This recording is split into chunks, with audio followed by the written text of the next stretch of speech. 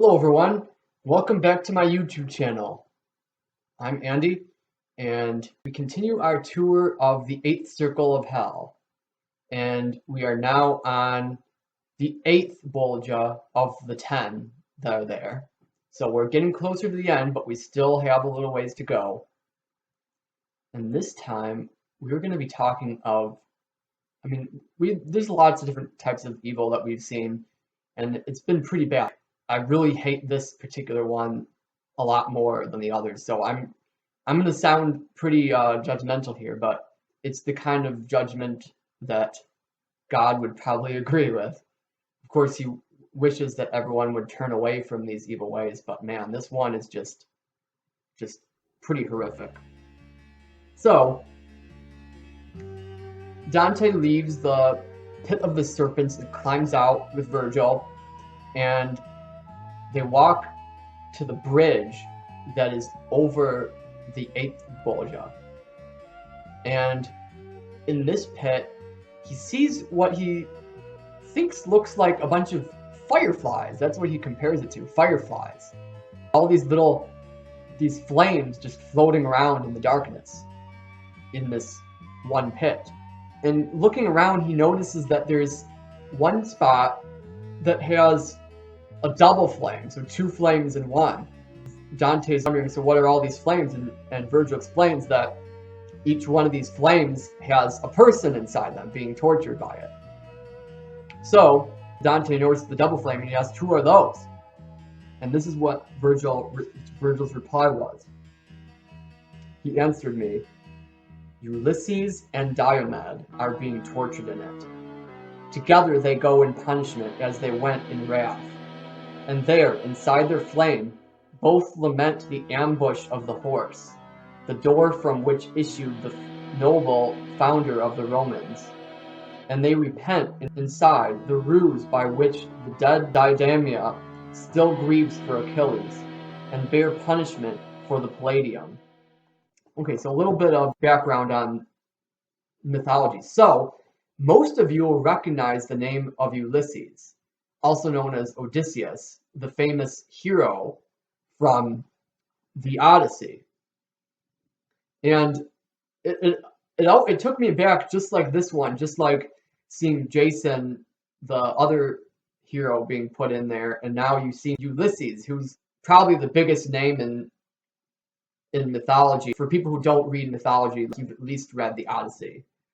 And to see Ulysses put in here, I'm like, what the heck? He was supposed to be one of the good guys. What the heck is going on here? And who the heck is this other guy, Diomed? Well, apparently, in order to know Diomed, you need to go back and read the Iliad, which unfortunately is something I've not gotten around to yet, but I want to. But if you think about it, Ulysses in the Trojan horse, that's the horse that it mentions right here.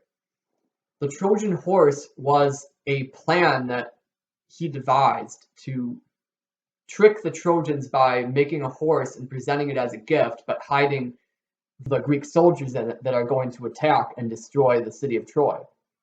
So this pit that we are currently in is called the pit of the evil counselors, or the fraudulent counselors. Now, they're not evil in the sense that they lie, but they do something very insidious. They give people advice on how to be evil and do evil things. Teachers and psychologists who give counsel are supposed to give advice that's going to be helpful and to your well-being and make you a better person. But these fraudulent counselors, instead of making you a good person, they advise you on how to be a bad person, how to be evil. And their advice, needless to say, should never be listened to. Ulysses, his cunning advice about the Trojan horse, it may have won the war, but boy, was it a horrible, brutal tactic, if you think about it. You have to keep in mind also that Dante is a fan of Virgil, and in Virgil's Aeneid, Ulysses is portrayed as a bad guy. He's kind of like Aeneas's rival that appears from time to time. Also, Virgil was saying Diomed still grieves for Achilles, so Achilles was killed in the war because of Ulysses' tactics. cunning tactics, and also the Palladium. I had to look this up. The Palladium were actually statues that were supposed to protect the city of Troy. So the story goes that the goddess Athena had a sister that she accidentally killed, and she was really sad about that. So she, in commemoration of her sister, she had these statues made, and so the city of Troy was protected by these two statues. So Ulysses, in the war effort, had to find the Palladium and take them away so that they wouldn't, the power of the gods wouldn't help the city of Troy. That's what the Palladium are that it's talking about. So this is Ulysses. Of course, Dante wants to know what happened. How did Ulysses end up in this hell? And so Virgil has to talk to him because Dante doesn't really know his Greek that well. So Virgil is the one who talks to him. And he readily agrees to share his tale, as if it were a real tongue of fire that was speaking. And from it came a voice and said, "When I left Circe, who for a year and more diverted me not far from Gaeta, long before Aeneas named it that, nothing, not sweetness of son, nor piety to an aging father, not the promised love that would have brought joy to Penelope, could overcome in me my burning wish to experience the entire world and learn of human vices and of worth. So I sailed out to the deep open sea with a single ship and with that little company of men that never left me. I saw one shore and the other as far as Spain and Morocco, and the island of Sardinia and other islands in which the sea washes around. I and my companions were already old and feeble when we came to that narrow mouth where Hercules implanted his insignia, so that no man should ever go beyond. On my right, I left Seville, and I had already left Ceuta on the other. O brothers, I said, who through 100,000 perils have reached the Occident at last, do not forbid your senses in this so brief vigil that remains to you, the adventure of the world without human beings that lies beyond the sun. Consider the nature of your origin. You were not made to live like beasts, but for the pursuit of virtue and of knowledge. With this short address, I made my companions so enthusiastic for the journey that I would scarcely have been able to restrain them. And having turned our stern around at morning, we made wings of our oars for that wild flight, and continued making headway towards the left. Already the night beheld all the stars of the other pole, while ours was so low that it did not rise above the ocean floor. Under the moon the light had burned again, 5 times, and just as many times gone out, since we had penetrated that deep strait, when a mountain, dark and blurred by distance, came into sight that seemed to me the highest mountain I had ever seen. We were overjoyed, but that soon turned to tears, for a great whirlwind sprang up from the new land, and started battering the vessel's prow. 3 times, with all the waves, it made the ship spin around. The 4th time it lifted up the stern, and spent the prow down, as another willed, until the ocean had closed over us. And that was the end of Ulysses, his Odyssey. He gets sucked down into a vortex and straight into hell.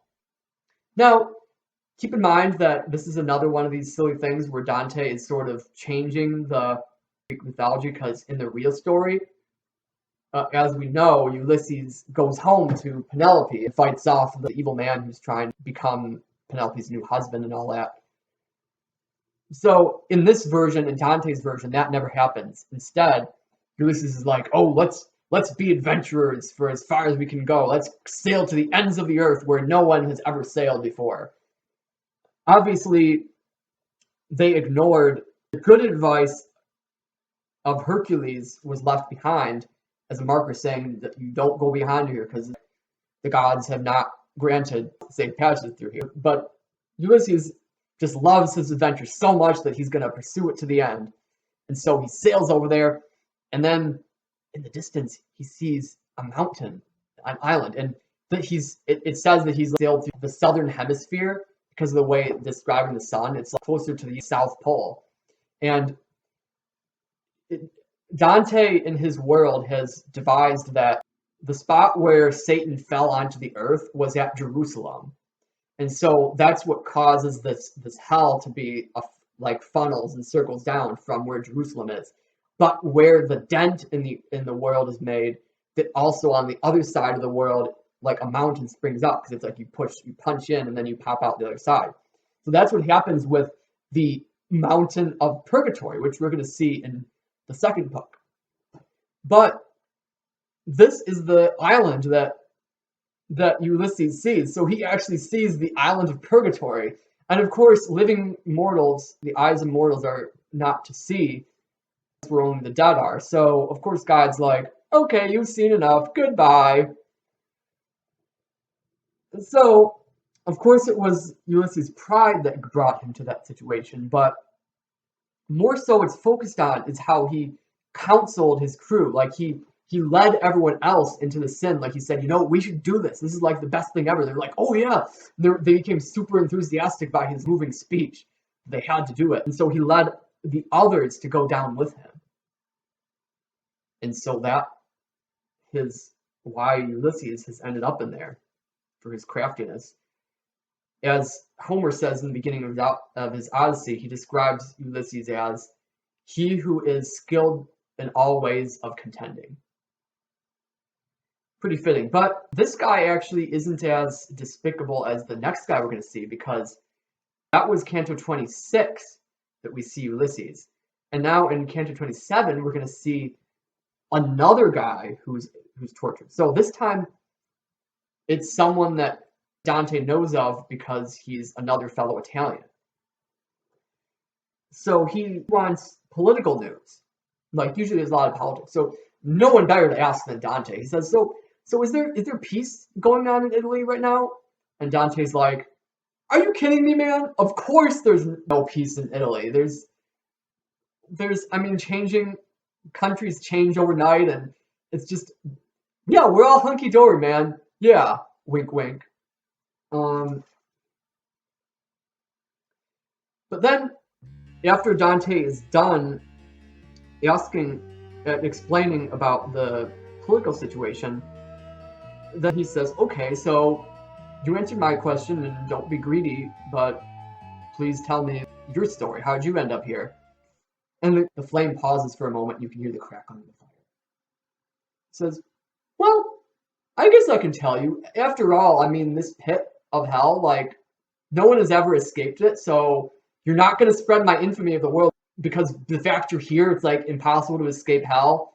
You're not getting out again, so, yeah, sure, I can tell you, because there's no possible way you can blab on me.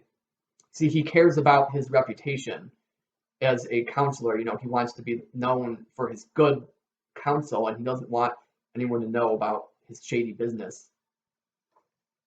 So, here's what he says. Yes.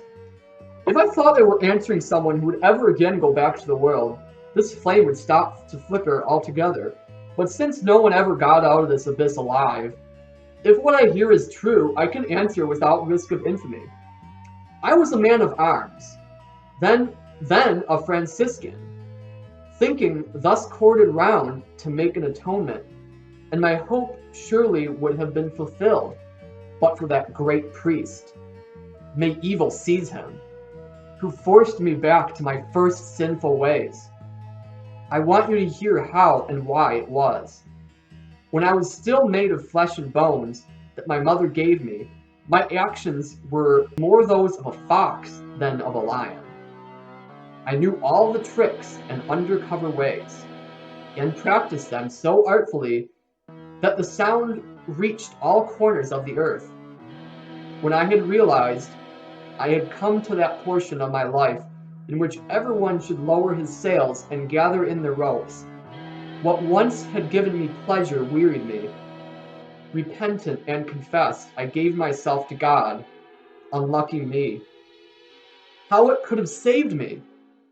The prince of the new Pharisees, having brought war so close to the Lateran, not with the Sacrans or Jews, however, for every one of his foes was a Christian, not one of whom had helped to conquer Acre, or had been a merchant in the Sultan's land, respected neither high office nor holy orders in himself, nor in me, that cord which once used to make its wearers thinner. But just as Constantine asked Sylvester on Socrate to cure him of leprosy, so this man sought me as a specialist to cure him of the fever of his pride. He demanded my advice. I said nothing. Because his language sounded drunken to me, then he resumed, "Have no misgivings. I absolve you in advance. Instruct me how I can hurl Palestrino to the ground. As you already know, I can close or unclose heaven. There are, therefore, two keys, for which my predecessor had no love." The force of such weighty reasoning compelled me to think silence ill-advised, and I said, "Father, since you purge my soul of that sin into which I must now fall, a long promise and a short fulfillment will bring you victory in the high seat." Later, when I was dead, St. Francis came for me, but one of the black cherubims said to him, "Do not insult me by taking him. He belongs down there among my rabble for having given fraudulent advice, from which now to now I have been at his hair. For none can be absolved who do not repent, nor can one repent and want at the same time. The very contradiction disallows it." Miserable me! How I shook with fear when he grasped me, saying to me, Perhaps you did not think that I was a logician." He carried me to Minos, who 8 times around his hardened back entwined his tail, and after biting it ferociously, he said, "This one belongs among the blazing thieves." Thus I was doomed to where you see me now, and thus apparelled I go and grieve. When he had said this, he had to say, the flame departed in great affliction, twisting and fluttering its pointed horn. Poor guy.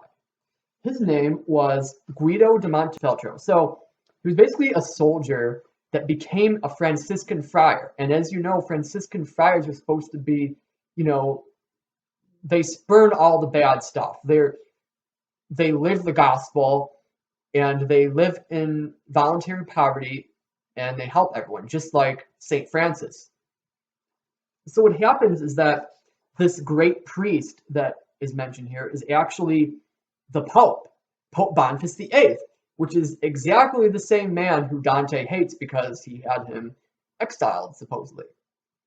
And as we've seen before, he wasn't a good pope at all. He said heretical things, and he very much abused his papal office. He really did evil things. And so Guido was known to the world as a very cunning, fox-like man. He was hoping that St. Francis would make him holy by joining his order, and it might have if it weren't for this one temptation that happened. The Pope himself asking for his advice on how to destroy his enemies. And Guido was hesitant when he hears this because he's like, "Oh man, what am I going to do? This is an evil thing." And then the Pope says, "Oh, don't worry.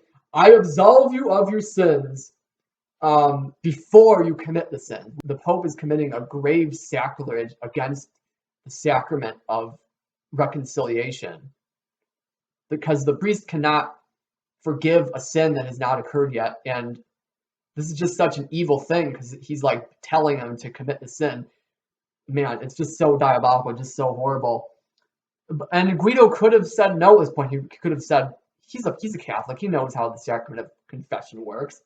He doesn't have to do this, but he can't keep his mouth shut, and he tells the Pope advice on how to destroy his enemies, and So he says, a long promise and a short fulfillment will bring you victory in the high seat. So basically, he advises Pope Boniface VIII that he needs to promise to forgive this one enemy. Like, the Pope's gonna forgive him, and then they're gonna be like, oh yeah, oh great, we're all pardoned, everything's good. But then he's gonna like kill him.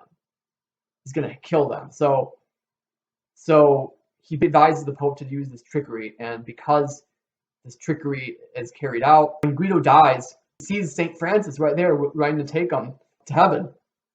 But the demon comes, he says to St. Francis, what are you talking about? This guy doesn't belong to you. He's always belonged to me. So he's coming with me because he gave this evil advice. And so he ends up among the blazing thieves. Interesting use of the word thief, because the fraudulent counselors, they're not really like thieves in what we've seen in the last video, but they're thieves of goodness in a sense. They take away goodness. They lead others into sin by advising them in the dark arts of sin. Pretty horrible. Now you got to remember this guy, because Guido's son appears in the Purgatorio, and his story is the exact opposite, where he lived all his life was horrible. He didn't join the Franciscans, but then in the last moment he begs for forgiveness and is saved. So this is the exact opposite of his dad, who he was living a holy life and then he decided to not be holy. So how is this pertinent to today? Well, it's very pertinent to today.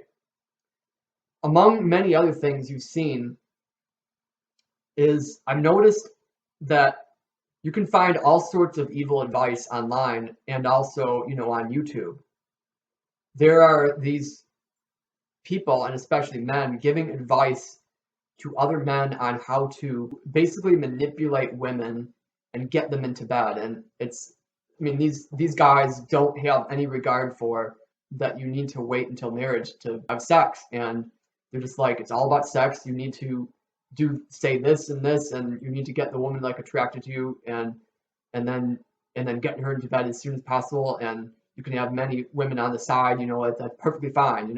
Just do 1, 2, 3, do these steps, and you'll be on the road to happiness. But obviously, this kind of advice is very evil, because men are actually going to do this, and they're actually going to be successful in it. But they're going to be one step closer to hell as a result. And if it weren't for that one man giving the evil advice, they might not have known how to be evil. One name that appears in our modern world today a lot is, if you ever heard the name Saul Alinsky. There was a documentary I once watched about him that was called, it was a Catholic documentary, and it was called Wolf in Sheep's Clothing. Now, Saul Alinsky wrote this very famous book called Rules for Radicals, in which he advised people on the radical left on how to use certain tactics to win the socio-political war of our day.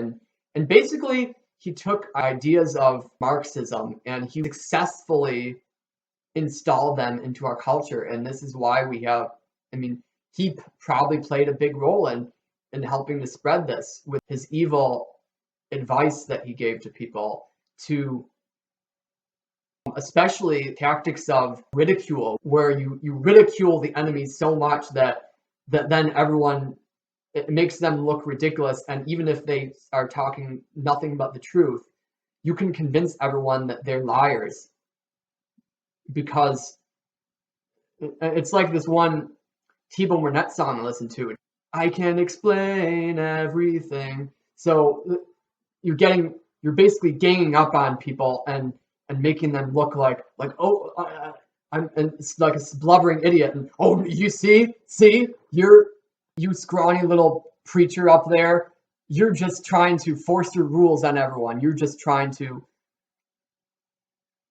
have your holier than thou attitude. And so they're making Christians out to be like harsh and too rigid, and you need to be free. And so this kind of agenda in our culture, like people like Saul Alinsky had very effective tactics, and they have been used successfully, especially in the news, to smear people like our former president, Donald Trump, who is a man of integrity, but no one even knows that he's a man of integrity because the media has pushed so much lies about him that they were able to, if you say a lie enough times, then it becomes the truth to the world. And that is the type of stuff that Saul Alinsky was all about. And in the very beginning of his book, he even dedicates his book to Lucifer as the first radical, he calls him. Now, of course, he was an atheist, but that doesn't let him off the hook. I mean, he knows that, like, at the very least, Satan is like a symbol of evil, and it's like associating with Satan. I mean, it's very diabolical, very horrible. And we, of course, pray for Saul Alinsky's soul, but likely he is probably among this particular crowd, this burning, not that Dante's Inferno is anyway literal, but figuratively, in the flames of darkness. And it doesn't really say exactly why the flames are the punishment, but my own take on it is that because these people are supposed to be the enlightened ones, they're supposed to be the teachers, they're supposed to give light to the world and help people through their wisdom. But instead of shining light of goodness, they shine the light of darkness.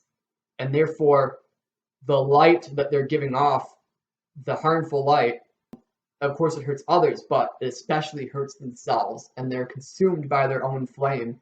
Their enlightenment has won many to the dark side.